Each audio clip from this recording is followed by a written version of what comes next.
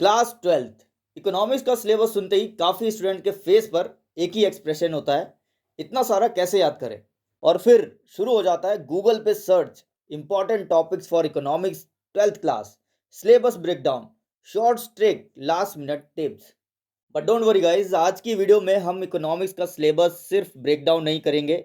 हम समझेंगे कि कौन सा टॉपिक स्कोरिंग है, कौन सा ट्रिकी है और कौन सा बोर्ड एग्जाम फेवरेट है। एंड हाँ, कुछ सीक्रेट टिप्स भी मिलेंगे जिनका यूज टॉपर भी क्वाइटली करते हैं। तो चलिए बिना किसी देरी के इकोनॉमिक्स सिलेबस का पूरा ब्रेकडाउन करते हैं। सो दोस्तों, CBSE class 12th economics mainly दो पार्ट्स में डिवाइड है। Part A introductory macro economics और part B Indian economic development. चलिए देखते हैं कि दोनों पार्ट्स के अंदर क्या क्या धमाका भरा पड़ा है। तो चलिए बात करते हैं पार्ट ए में, यानी कि इंट्रोडक्टरी मैक्रो इकोनॉमिक्स में क्या क्या है जो हमें पढ़ना है और कौन सा टॉपिक है जो सबसे ज्यादा स्कोरिंग है। तो चलिए पार्ट ए में देखते हैं कि कौन कौन से टॉपिक कवर करते हैं और यहाँ पर कौन सा टॉपिक जो है सबसे ज्यादा स्कोरिंग है। Introductory macro economics part A है आपका। इसमें national income and related aggregate, ये टॉपिक 10 मार्क्स कवर करता है, बहुत ही ज़्यादा इंपॉर्टेंट है। इनमें से न्यूमेरिकल क्वेश्चंस पूछे जाते हैं और ये एग्जाम फेवरेट भी है, ऐसा जान लो। Next is money and banking. Money के क्या फंक्शंस होते हैं, क्या कंपोनेंट्स होते हैं, टाइप्स ऑफ बैंक कितने होते हैं, ये सब हम यहाँ पर पढ़ने वाले हैं, जो कि कवर करता है 6 marks. Next is determination of income and employment, जो कि पूरा 12 मार्क्स कवर करता है। देखा जाए तो ऑल ओवर यहाँ पर हाई स्कोरिंग ये टॉपिक बन जाता है, यानी कि अगर आप स्किप करके गए तो आप समझ लो कि सबसे हाईएस्ट मार्क्स जो है वो छोड़कर जा रहे हो। तो इसे पढ़ना बहुत ही ज़्यादा इंपॉर्टेंट है, 12 मार्क्स देकर जाएगा आपको ये। Next is government budget and the economy. ये चैप्टर अपने आप में बहुत ही ज़्यादा इंपॉर्टेंस रखता है, क्योंकि हर साल जो है गवर्नमेंट एक बजट पेश करती है। पब्लिक के फेवर में क्या गवर्नमेंट काम कर रही है, क्या क्या चेंजेस होते हैं एक फाइनेंशियल ईयर में, तो हम यहाँ पर ये सारी नॉलेज लेने वाले हैं और ये टॉपिक कवर करता है 6 marks. Next is balance of payment, जो कि 6 मार्क्स कवर करता है, बहुत ही ज़्यादा इंपॉर्टेंट है, सेपरेट क्वेश्चन बनता है इस चैप्टर में से भी। तो आपका पूरा इंट्रोडक्टरी मैक्रो इकोनॉमिक्स कवर कर रहा है 40 मार्क्स। तो ये इंपॉर्टेंट और हाई स्कोरिंग चैप्टर यहाँ पर मैंने आपको बता दिए, तो इसमें हम ये सारे टॉपिक्स पढ़ने वाले हैं। नेक्स्ट आपका पार्ट बी में हम समझेंगे इंडियन इकोनॉमिक डेवलपमेंट के बारे में। सबसे पहले टॉपिक यहाँ पर आ जाता है डेवलपमेंट एक्सपीरियंस क्या रहा 1947 से लेकर 1990 तक, एंड इकोनॉमिक रिफॉर्म्स कैसे हुआ 1991 में। तो ये पूरा टॉपिक जो है 12 मार्क्स कवर करता है। नेक्स्ट टॉपिक आपका current challenges facing Indian economy. Indian economy current challenges किस तरीके से फेस कर रही है, ये हम यहाँ पर पढ़ने वाले हैं। और देखा जाए तो ये हाई स्कोरिंग बन जाता है, जो कि पूरा 20 मार्क्स कवर करता है, तो इसको पढ़ना बहुत ही ज़्यादा इंपॉर्टेंट है। Last topic is development experience of India, a comparison with neighbours. यहाँ पर हम पढ़ेंगे कि किस तरीके से इंडिया का डेवलपमेंट एक्सपीरियंस रहा और हमारी नेबर कंट्री से कंपैरिजन जो है वो भी हम यहाँ पर समझने वाले हैं। ये 8 मार्क्स कवर करता है, यानी कि टोटल आपका 40 मार्क्स पार्ट बी, दोनों मिलाकर 80 मार्क्स हो जाता है। Now the last is part C, जो कि प्रोजेक्ट वर्क है, 20 मार्क्स कवर करता है। टोटल आपका 100 मार्क्स, 40 40 एंड 20। तो ये था मार्क के बेस पर किस तरीके से पार्ट ए, पार्ट बी और पार्ट सी जो है डिवाइड हो गए हैं, 40 40 एंड 20। चलिए अब देखते हैं पार्ट ए, यानी कि इंट्रोडक्टरी मैक्रो इकोनॉमिक्स का पूरा ब्रेकडाउन। यूनिट 1 में national income and related aggregates पढ़ने वाले हैं। यहाँ पर आपको मैक्रो इकोनॉमिक्स क्या होता है वो हम समझेंगे।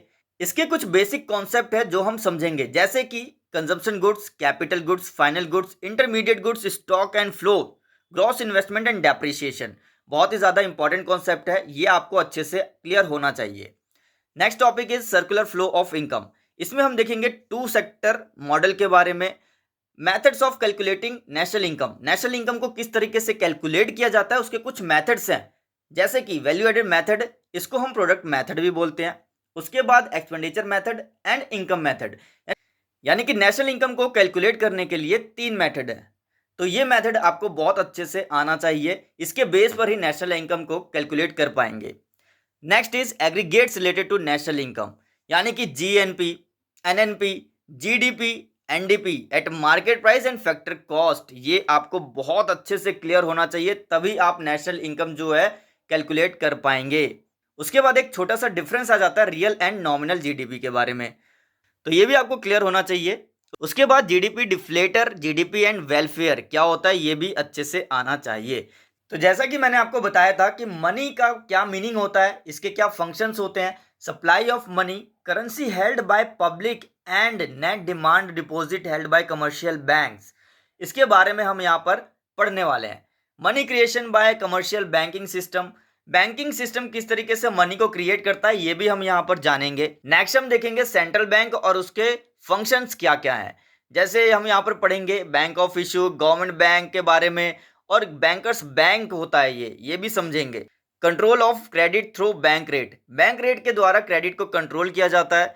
इसमें कुछ रेशियो भी हैं जैसे कि कैश रिजर्व रेशियो जिसे CRR भी बोला जाता है, SLR, repo rate, open market operation, margin requirements क्या होती हैं ये सब हम यहाँ पढ़ने वाले हैं। Next is unit 3 determination of income and employment. यहां पर हम देखेंगे aggregate demand and its component के बारे में, propensity to consume and propensity to save, यानी कि एवरेज और मार्जिनल को लेकर APC और MPC के बारे में हम यहां पर पढ़ने वाले हैं। मीनिंग क्या होता है full employment and involuntary unemployment के बारे में भी पढ़ेंगे, क्या क्या प्रॉब्लम्स क्रिएट होती हैं डिमांड एंड डेफिसिट डिमांड को लेकर, ये सब यहाँ पर मेजर्स करेंगे और देखेंगे कि किस तरीके से गवर्नमेंट स्पेंडिंग में चेंजेस आते हैं टैक्सेस एंड मनी सप्लाई को लेकर। नेक्स्ट आ जाइए यूनिट 4 की तरफ जो कि है government budget and the economy. Government budget क्या होता है, क्या ऑब्जेक्टिव होता है, क्या कंपोनेंट्स होता है, ये सब हम यहाँ पर जानेंगे। यहाँ पर क्लासिफिकेशन ऑफ रिसिट के बारे में भी पढ़ेंगे, revenue receipt and capital receipt, classification of expenditure, revenue expenditure and capital expenditure, balanced, surplus and deficit budget, इन सब के बारे में हम पढ़ने वाले हैं। अब आ जाते हैं यूनिट 5 पर जो कि है balance of payment. Balance of payment account क्या होता है, क्या कंपोनेंट्स होता है, उसके बारे में हम यहाँ पर जानेंगे। बैलेंस ऑफ पेमेंट में सरप्लस और डेफिसिट क्या होता है ये भी हम समझेंगे। फॉरेन एक्सचेंज रेट जो कि बहुत ही इंपॉर्टेंट है और क्वेश्चन तो बनता ही है इस टॉपिक से, इसका हम मीनिंग पढ़ेंगे। Fixed, flexible and manage floating rates के बारे में जानेंगे। Next is determination of exchange rate, किस तरीके से किया जाता है फ्री मार्केट में, ये भी हम यहाँ पर समझने वाले हैं। अब आ जाइए पार्ट बी की तरफ, Indian economy development. Unit 6 development experience देखेंगे 1947 से लेकर 1990 तक, एंड इकोनॉमी रिफॉर्म किस तरीके से हुई 1991 में, वो भी यहाँ पर समझेंगे। तो पहला टॉपिक आ जाता है a brief introduction of the state of Indian economy on the eve of independence, यानी कि इंडिपेंडेंस से पहले हमारी इकोनॉमी कैसी थी वो यहाँ पर समझने वाले हैं। Indian economy system and common goals of 5 years plan, यहाँ पर इंडियन इकोनॉमी सिस्टम के बारे में समझेंगे और कॉमन गोल्स क्या होते थे 5 ईयर्स प्लान के, वो भी यहाँ पर समझने वाले हैं।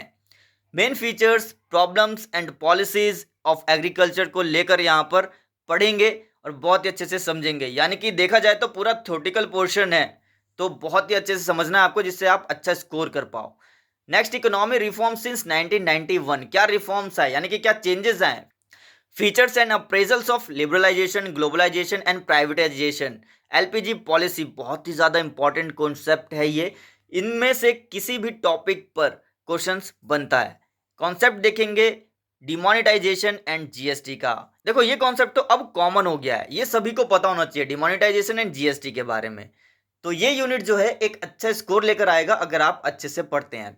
Next is unit 7 current challenges facing Indian economy, क्या करंट चैलेंजेस फेस कर रही है इंडियन इकोनॉमी, इसके बारे में हम पढ़ेंगे, जैसे कि human capital formation, rural development, employment, sustainable economic development, इन सब को हम यहाँ पर पढ़ने वाले हैं और बहुत ही अच्छे से समझना है। अगर इकोनॉमी में आप आगे जाना चाहते हो तो ये सब कुछ आपको पता होना चाहिए।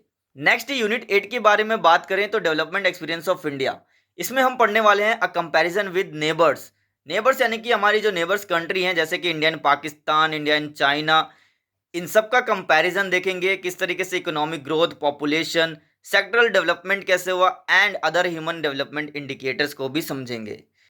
अब आ जाते हैं आपका बोनस सेक्शन के बारे में, यानी कि पार्ट सी प्रोजेक्ट वर्क जो कि 20 मार्क्स का है। प्रोजेक्ट वर्क को अगर इग्नोर करोगे तो 20 मार्क्स हवा हो जाएंगे। टॉपिक चूज करो जिसमें इंटरेस्ट हो, जैसे demonetisation, GST impact, digital India etcetera. एक प्रो टिप देता हूं, ग्राफ्स एंड चार्ट्स का यूज करो। तो दोस्तों ये था क्लास 12th इकोनॉमिक्स का फुल सिलेबस ब्रेकडाउन। अगर वीडियो पसंद आई हो तो लाइक करो, शेयर करो अपने दोस्तों के साथ और कमेंट करके बताओ कौन सा टॉपिक आपको सबसे टफ लगता है। और हाँ, कॉमर्स विद प्रदीप चैनल को सब्सक्राइब करना मत भूलना, क्योंकि यहाँ मिलेगा study plus strategy plus success सब एक साथ। तो मिलते हैं अब नेक्स्ट वीडियो में। Till then keep growing, keep studying and all the best.